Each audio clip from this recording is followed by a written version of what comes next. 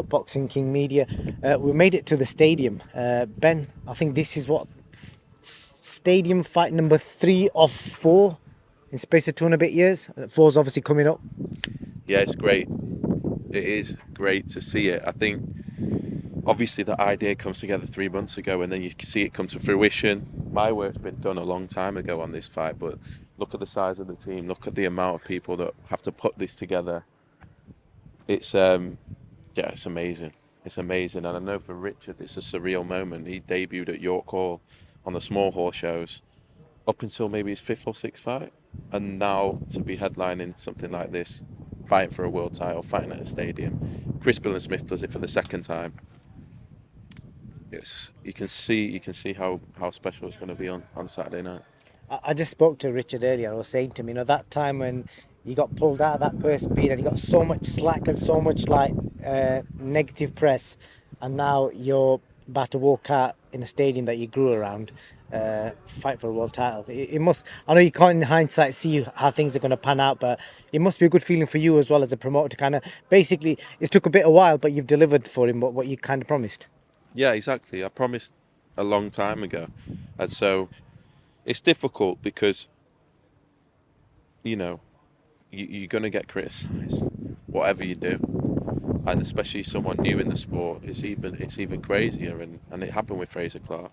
And sometimes you look back on things like that, and the way you handled it, you learn from. But Richard's someone that was our first signing, and so sometimes maybe I get too attached, and I'm like, no, I need to make sure it's perfect for him, and I need to make sure it's a perfect opportunity, and I've got to deliver for him. And it was a huge pressure and a huge weight I put on my shoulders to do it. And Chris got his dream last year. Richard gets his dream. This is something that most boxers never get to experience. It doesn't usually come off. It doesn't usually happen. You don't really get the clubs on board with it. And so when it does, you have to celebrate. You have to sit back, and his family and him and everyone around him will remember this for the rest of his life. And there's no better feeling than that. Last question I was going to ask you. People see I'm going to show the fans this backdrop. Hope the wind's not messing this up, but this looks phenomenal.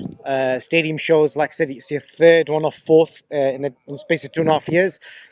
What kind of chaos goes behind the scenes to put this kind of stuff together? Just in a few words, kind of just describe what it's like for you to kind of put all this mess together. Yeah, it's such a big team, and it involves so many people. And to be honest, it's got to the stage where I don't have to get too involved, but I see the stress that it has on the business, and everyone puts everything into it, and you have to build everything from scratch, and everyone's up late, and the ticketing and everything's a nightmare because they've never done this before. You have to build it, and it's all about creating experiences, creating moments, especially new things. And we saw it with Chris Smith and Bournemouth, and that was worth every penny.